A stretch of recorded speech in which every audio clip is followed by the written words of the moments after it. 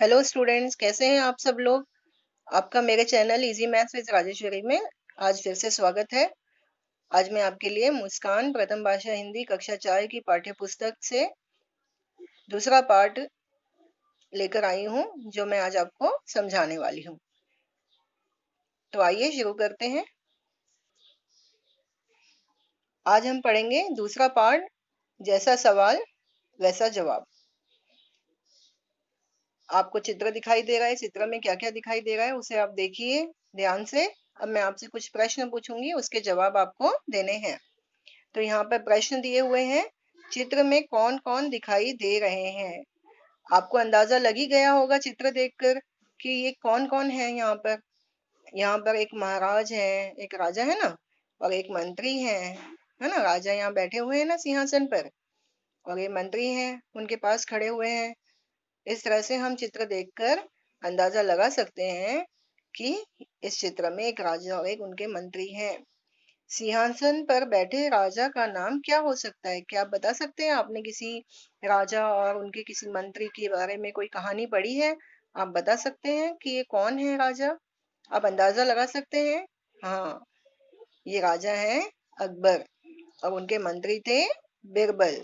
Okay, तो इन राजा का नाम है अकबर हो सकता है, और इनका नाम बिरबल हो सकता है। इस चित्र में राजा के निकट खड़े हुए आदमी का नाम क्या हो सकता है? ये तो हमने पहले ही बता दिया। ये क्वेश्चन दोबारा पूछा गया है यहाँ पर प्रश्न। दूसरे प्रश्न में उन्होंने सिंहासन पर बैठे राजा का नाम क्या हो सकता है, राजा का नाम पूछा है। उनका हो सकता है अकबर हो सकता है उनका नाम।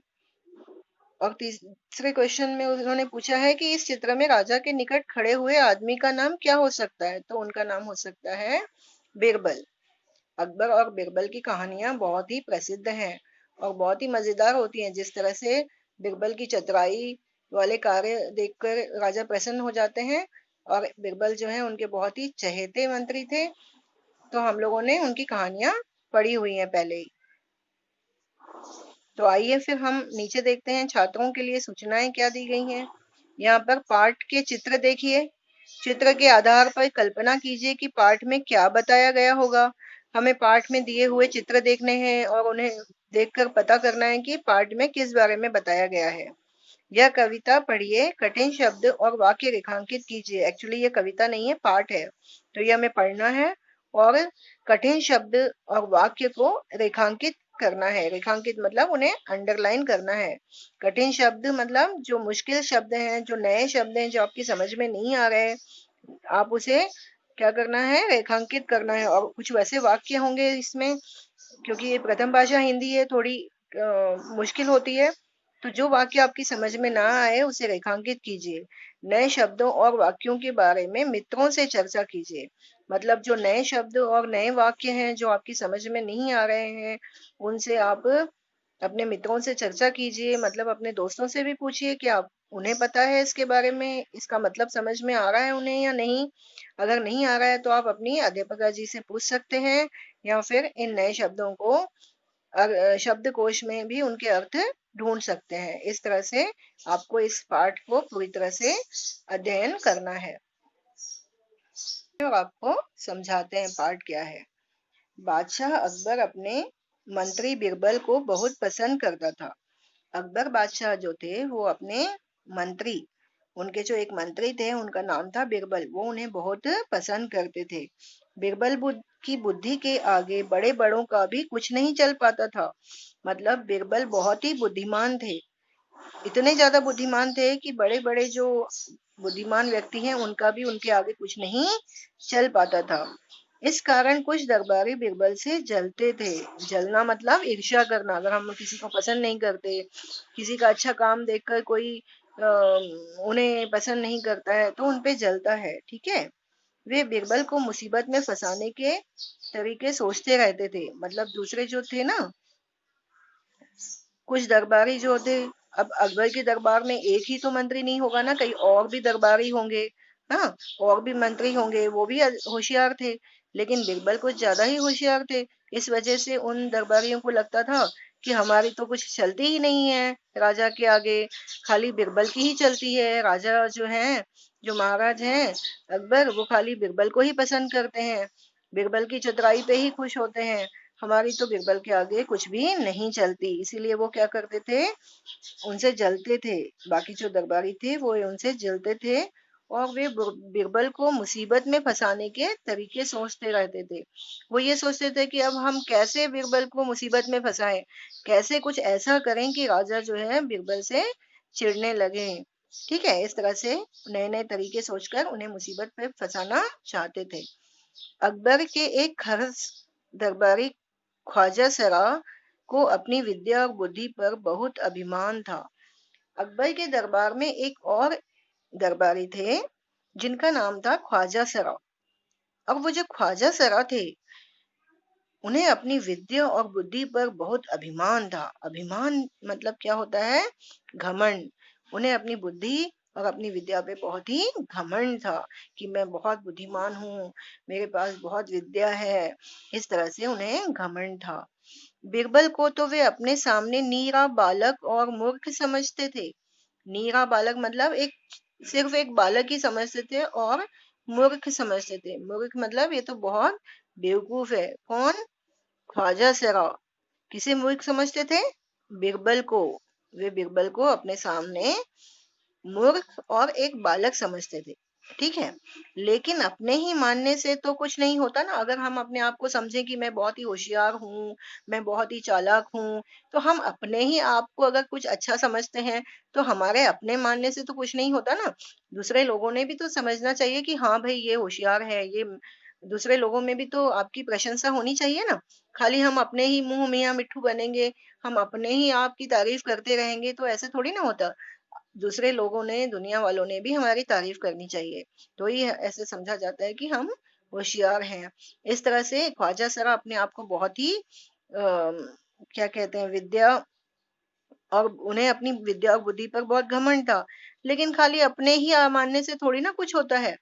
दरबार के बाकी लोग भी तो माने कि ख्वाजा सरा बहुत बुद्धिमान है और उन्हें विद्या है उनके पास। दरबार में बिरबल की ही तूती बोलती। बिरबल की ही तूती बोलना मतलब उनका ही जो है प्रभाव रहना। बिरबल का ही प्रभाव रहता था दरबार में, उन्हीं की जय जयकार होती। बिरबल की ही तूती बोलती। तूती बोलना माना जय जयकार होना या फिर उनका ही प्रभाव होना हर जगह। तो बिरबल का ही प्रभाव रहता था दरबार में।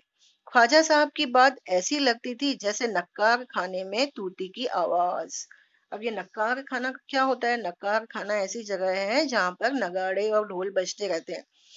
तो ख्वाजा सरा जो था बिरबल के आगे, उनकी तो आवाज ऐसी थी जैसे कि तूती की आवाज। नक्कार खाने में जोर जोर से नगाड़े और ढोल बजेंगे, तो तूती तो एक छोटा सा जो है इंस्ट्रूमेंट है। जिस तरह शहनाई होती है उस तरह का एक छोटा सा इंस्ट्रूमेंट है। तो इतनी जोर जोर से नगाड़ों की आवाज में क्या उस तूती की आवाज सुनाई देगी? नहीं देगी ना। इस तरह से बिरबल के आगे भी जो है बीरबल की जो बुद्धिमानी थी, उसके आगे ख्वाजा सरा की बुद्धिमानी की कुछ भी मिसाल नहीं थी। तो जैसे कि है ना, मैं एक और एग्जांपल आपको बताती हूँ। जैसे कि अगर हमारे घर के सामने से कोई बारात जाती है, जोर जोर से ढोल बजते रहते हैं, तो हम अगर एक दूसरे को आवाज लगाते हैं तो हमारी आवाज पहुंचती नहीं ना सामने वाले व्यक्ति तक, क्योंकि इतनी जोर से ढोल बजते रहते हैं कि हमारी आवाज उसमें दब जाती है। हमारी आवाज सुनाई नहीं देती है हमारे उस व्यक्ति को जिसे हम पुकार रहे हैं। ठीक है, मतलब ये हुआ कि अगर कोई प्रभावशाली व्यक्ति है, तो उसके आगे किसी और की प्रभाव या किसी और की जो कहना चाहिए विद्या और बुद्धि का कोई प्रभाव ही नहीं पड़ता था, जैसे कि ख्वाजा सरा। हाँ, बिरबल की बुद्धि और बुद्धिमानी और चतुराई इतना ज्यादा थी कि ख्वाजा सरा की विद्या और बुद्धि का कोई उस पर प्रभाव ही वहां पर दरबार में नहीं पड़ता था। इसलिए कहा गया है, नक्कार खाने में तूती की आवाज। बड़े बड़े नगाड़ों के बीच एक छोटी सी शहनाई की आवाज कोई मायने नहीं रखती। उसी तरह बिरबल की होशियारी और विद्या के सामने ख्वाजा सरा की विद्या और बुद्धिमानी तो कोई मायने ही नहीं रखती थी।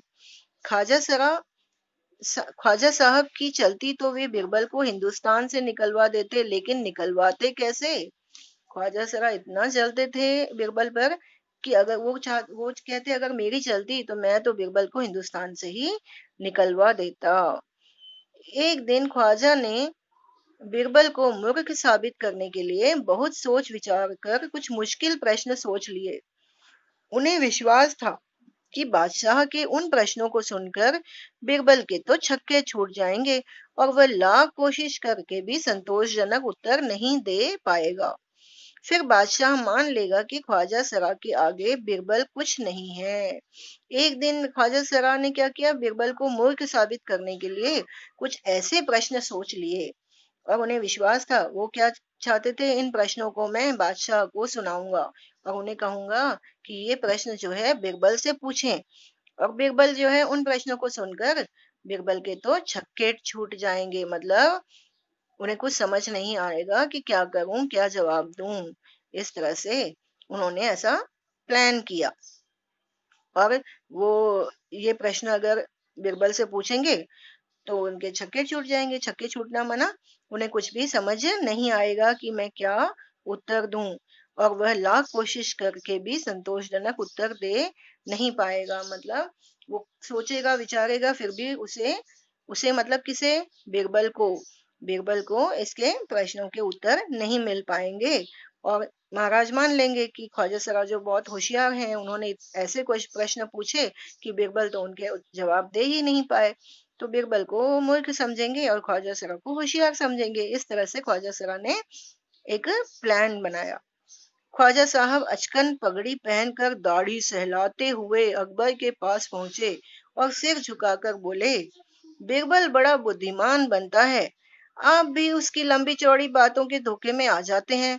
मैं चाहता हूं कि आप मेरे 3 सवालों के जवाब पूछकर उसके दिमाग की गहराई नाप लें।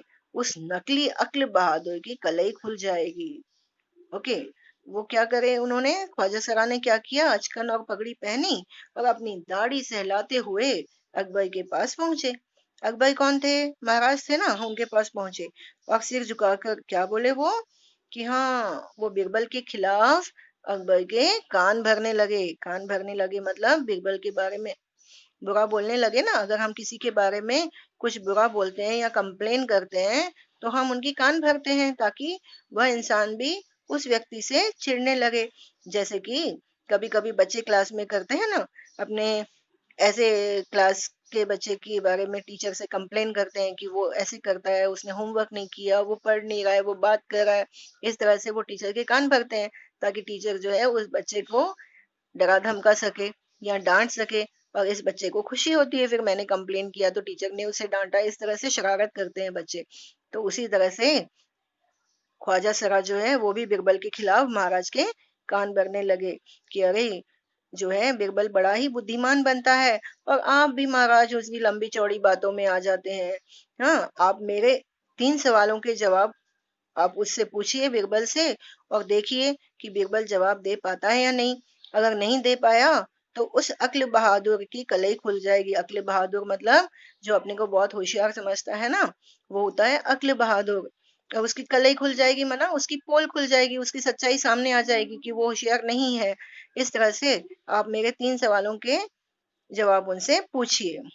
ख्वाजा के अनुरोध करने पर मतलब आप किसी को रिक्वेस्ट करते हो ना कि अरे ऐसे नहीं ऐसे, इस तरह से ख्वाजा के अनुरोध करने पर अकबर ने बीरबल को बुलाया और उनसे कहा, बीरबल परम ज्ञानी ख्वाजा साहब तुमसे 3 प्रश्न पूछना चाहते हैं, क्या तुम उनके उत्तर दे सकोगे।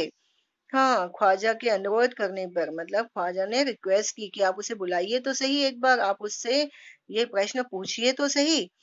बीरबल परम ज्ञानी ख्वाजा साहब, परम ज्ञानी किसे कहा गया यहाँ पर, ख्वाजा साहब।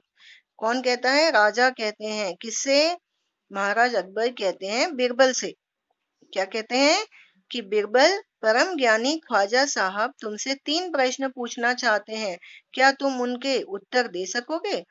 तो महाराज अकबर जो है बीरबल को बुलाते हैं और उनसे कहते हैं कि परम ज्ञानी ख्वाजा साहब, कौन है ख्वाजा साहब, परम ज्ञानी जिनके पास बहुत ज्ञान हो, वो तुमसे 3 प्रश्न पूछना चाहते हैं और तुम उनके उत्तर दे सकोगे क्या। इस तरह से अकबर बादशाह बीरबल से पूछते हैं। तो फिर देखते हैं वो उत्तर दे पाए या नहीं। ठीक है, हम यहाँ पढ़ते हैं अब। बीरबल बोले, जहां पनाह जरूर दूंगा, खुशी से पूछें। क्या कहा बिरबल ने? जहां पनाह जरूर दूंगा। जहां पनाह मतलब महाराज जो होते हैं, जो राजा होते हैं, उन्हें हम बोलते हैं ना जहां पनाह, महाराज, हुजूर, इस तरह से हम उन्हें संबोधन करते हैं ना। तो बिरबल क्या कहते हैं महाराज अकबर से कि जहां पनाह जरूर दूंगा, खुशी से पूछें। ख्वाजा साहब ने अपने तीनों सवाल लिखकर बादशाह को दे दिए। ख्वाजा साहब ने क्या किए? 3 प्रश्न लिखकर महाराज को दे दिए, बादशाह को दे दिए। कौन से 3 सवाल? अब देखते हैं हम। अकबर ने बिरबल से ख्वाजा का पहला प्रश्न पूछा। अकबर जो थे महाराज, उन्होंने बिरबल से ख्वाजा साहब का पहला प्रश्न पूछा। क्या था वो पहला प्रश्न? वो यह था कि संसार का केंद्र कहाँ है? क्या था पहला प्रश्न? संसार का केंद्र कहाँ है? मतलब सेंटर। केंद्र मतलब होता है सेंटर, पूरे दुनिया का सेंटर कहाँ है? ओके, ये प्रश्न था, संसार का केंद्र कहाँ है, ये उसका पहला प्रश्न था। बिरबल ने तुरंत जमीन पर अपनी छड़ी गाड़कर उत्तर दिया, यही स्थान चारों ओर से दुनिया के बीचों बीच पड़ता है। यदि ख्वाजा साहब को विश्वास न हो तो वे फीते से सारी दुनिया को नापकर दिखा दें कि मेरी बात गलत है। उन्होंने क्या किया? बिरबल ने इस प्रश्न का जवाब कैसे दिया? उन्होंने तुरंत जमीन पर अपनी छड़ी गाड़ कर उत्तर दिया। इस तरह से ऐसे जमीन पर छड़ी गाड़ दी और उत्तर दिया कि यही है संसार का केंद्र। अगर ख्वाजा साहब को विश्वास ना हो तो वो क्या करें? हाँ, वे फीते से सारी दुनिया को नाप कर दिखा दें कि मेरी बात गलत है, मेरी बात को गलत साबित कर दें। फीता मतलब होता है स्केल या टेप होती है ना, टेप से माप कर देख लें कि ये सेंटर है या नहीं। अब किसे पड़ी है इतनी बड़ी दुनिया को कैसे नापेंगे वो टेप से? ऐसे तो हो ही नहीं सकता ना। तो फिर वो ख्वाजा साहब तो नापेंगे नहीं ना टेप से, और पता नहीं कर सकते कि सेंटर यही है। तो बिरबल कहता है कि माप कर देख लो, अगर मेरा आंसर गलत है, मेरा जो उत्तर है वो अगर गलत है तो साबित करिए कि मेरा उत्तर गलत है, यही संसार का केंद्र है। इस तरह से उन्होंने बताया। अकबर ने दूसरा प्रश्न क्या किया? आकाश में कितने तारे हैं? अब दूसरा प्रश्न क्या था ख्वाजा सरा का?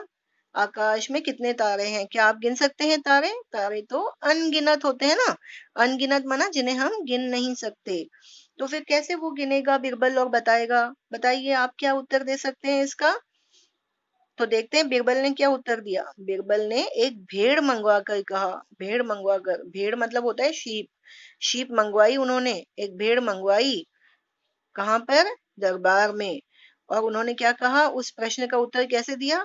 इस भेड़ के शरीर में जितने बाल हैं उतने ही तारे आसमान में हैं। Very good. बिरबल ने कहा कि इस भेड़ की शरीर पर जितने बाल हैं ना, उतने ही बराबर के तारे आसमान में हैं।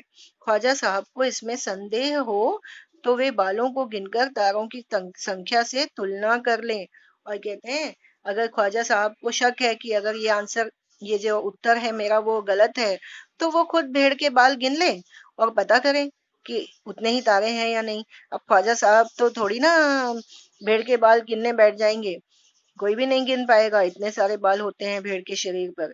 तो थोड़ी ना हम गिनने बैठ जाएंगे, वैसे ही ख्वाजा सरा थोड़ी ना बैठ जाएंगे गिनने के लिए। तो इस तरह से उन्होंने इसका जवाब दिया। अब आगे पढ़ते हैं। अब अकबर ने तीसरा सवाल किया। क्या था तीसरा सवाल? संसार की आबादी कितनी है? मतलब आबादी मतलब होता है जनसंख्या, मतलब संसार दुनिया में कितने लोग हैं? बिरबल ने कहा, जहां पनाह संसार की आबादी पल पल पर घटती बढ़ती रहती है, क्योंकि हर पल लोगों का मरना जीना लगा ही रहता है। इसलिए यदि सभी लोगों को एक जगह इकट्ठा किया जाए तभी उनको गिनकर ठीक ठीक संख्या बताई जा सकती है। तो बिरबल ने जवाब दिया कि इस दुनिया में तो कुछ लोग मरते रहते हैं, कुछ पैदा होते हैं, इस तरह से हम कैसे बता सकते हैं कि जनसंख्या कितनी है? पहले तो आप एक काम कीजिए, सारे लोगों को एक ही जगह इकट्ठा कीजिए ताकि मैं गिन सकूं। तो क्या ये संभव है? पूरी दुनिया के लोगों को हम एक जगह इकट्ठा कर सकते हैं क्या? ये संभव है क्या? नहीं, हाँ, ये संभव नहीं है। हम सारे स्कूल के बच्चों को एक जगह इकट्ठा कर सकते हैं, लेकिन सारी दुनिया के लोगों को हम कैसे इकट्ठा करें? सारे लोगों को एक जगह इकट्ठा करके फिर मैं गिनकर बताऊंगा कि जो है संसार में कितने लोग हैं या संसार की आबादी कितनी है। बादशाह तो बिरबल के उत्तरों से संतुष्ट हो गए, लेकिन ख्वाजा साहब नाक भौं सिकोड़ कर बोले, ऐसे गोलमोल जवाबों से काम नहीं चलेगा जनाब। तो क्या कहा ख्वाजा साहब ने बिरबल से कि इस तरह से गोलमोल जवाब क्यों दे रहे हैं। उन्हें चिढ़ लग गई ना, क्योंकि बिरबल ने तो सारे सवालों के जवाब दे दिए और इतनी होशियारी से दिए कि कोई तो उनके सवाल के जवाबों को गलत बता ही नहीं सकता। इस तरह से होशियारी से उन्होंने जवाब दिए। तो ख्वाजा सरा जी जो है वो उन्हें जलन होने लगी। वो बोलने लगे कि हाँ, ऐसे जो है गोलमोल जवाबों से काम नहीं चलेगा जनाब। तो बिरबल ने क्या कहा बताओ, ऐसे सवालों के तो ऐसे ही जवाब होते हैं, पहले मेरे जवाबों को गलत साबित कीजिए तब आगे बढ़िए। देखिए ना, ख्वाजा सरा ने सोचा था कि मैं प्रश्न पूछकर बिरबल पर हावी हो जाऊंगा, लेकिन यहाँ तो उल्टा ही हो गया। बिरबल ही ख्वाजा सरा पर हावी हो गए। वो कहने लगे, अगर मेरे जवाब गलत हैं तो उन्हें गलत साबित करके बताइए। अगर आप उन्हें गलत साबित करके बताओगे तो ठीक है, आगे बढ़िए, वरना जो है आप चुप रहिए। ख्वाजा साहब से फिर कुछ बोलते ही नहीं बना। मतलब ख्वाजा साहब क्या जवाब देते, बोलिए। अब वो उनकी बोलती बंद हो गई। बोलती बंद होना मना चुप हो जाना, कुछ बोल ही नहीं पाए वो उनकी बिरबल के आगे। इस तरह से बिरबल ने ख्वाजा सरा के तीनों प्रश्नों के बहुत ही होशियारी से जवाब दिए। है ना ये मजेदार कहानी। तो आपको याद हो गया अभी पहला प्रश्न क्या किया था अकबर बादशाह ने बिरबल से। पहला प्रश्न किया था कि संसार का केंद्र कहाँ है। दूसरा प्रश्न क्या था, आकाश में कितने तारे हैं। तीसरा प्रश्न क्या था, संसार की आबादी कितनी है। तो फिर जवाब क्या मिले। संसार का केंद्र कहाँ है का जवाब क्या दिया बिरबल जी ने। उन्होंने छड़ी गाड़ी और कहा, यही है संसार का केंद्र। अगर आपको विश्वास न हो तो आप फीते से नाप कर देख लें। फीता मतलब होता है टेप, जिससे हम नाप करते हैं ना। ठीक है। अब दूसरा सवाल का जवाब कैसे दिया। उन्होंने एक भेड़ मंगवाई और कहा, भेड़ के शरीर में जितने बाल हैं उतने ही आसमान में तारे हैं। तीसरे सवाल का जवाब क्या दिया उन्होंने। उन्होंने कहा कि दुनिया की आबादी तो घटती बढ़ती रहती है, क्योंकि हर पल कुछ लोग मरते हैं, हर पल कुछ लोग पैदा होते हैं। इस तरह से एक ही जगह अगर हम सारे लोगों को इकट्ठा करें तो हम उन्हें गिनकर पता कर सकते हैं कि संसार की आबादी कितनी है। आबादी माना जनसंख्या, लोग कितने हैं, लोगों को कहते हैं आबादी। कितने लोग हैं संसार में, उसे कहते हैं आबादी। इस तरह से बिरबल ने जो है ख्वाजा सरा के उटपटांग सवालों के उटपटांग जवाब दे दिए और ख्वाजा सरा की बोलती बंद कर दी। है ना मजेदार कहानी। अब आप इस कहानी को दोबारा पढ़िए, और फिर मजे लीजिए। ठीक है। फिर मैं आपको जो है कठिन शब्दों के एक बार समझा देती हूँ। मतलब यहाँ पर था तूती बोलना। तूती बोलना मतलब होता है उनका प्रभाव होना, उनका वर्चस्व होना। ओके। नक्कार खाने में तूती की आवाज का मतलब होता है जिनका प्रभाव बहुत ज्यादा होता है, उनके आगे कम प्रभाव के लोगों की बिल्कुल नहीं चलती। है ना। इस तरह से ये शब्द है। गोलमोल जवाब मतलब ऐसे जवाब जिसे हम समझ ही ना पाए। इस तरह से ये कठिन शब्दों के जो है अर्थ हैं। अभी भी अगर आपको कोई संदेह हो, कुछ समझ में ना आया हो, तो आप मुझे कमेंट बॉक्स में कमेंट कर कर पूछ सकते हैं। ठीक है बच्चों। तो मजा आया ना आज की कक्षा में। अब अगली बार मैं फिर दूसरा लेसन लेकर आऊंगी आपके लिए। तब हम और मजे से उस लेसन को पढ़ेंगे। तब तक आप इन चित्रों को देखिए। अकबर बादशाह का एक चित्र बनाइए, उनके मंत्री बिरबल का एक चित्र बनाइए, ख्वाजा सरा का एक चित्र बनाइए और 3 सवाल लिखिए कि उन्होंने क्या सवाल किए। ठीक है। इस तरह से ये मैं आपको गृह कार्य दे रही हूँ और आप चित्र बनाकर मुझे व्हाट्सएप पे भेजिएगा। मैंने व्हाट्सएप नंबर भेजा है मेरे कमेंट डिस्क्रिप्शन बॉक्स में। ठीक है। तो मैं देखूं तो सही आप कैसे चित्र बना सकते हैं, सुंदर बना सकते हैं या नहीं। ठीक है। तब तक के लिए बाय बाय।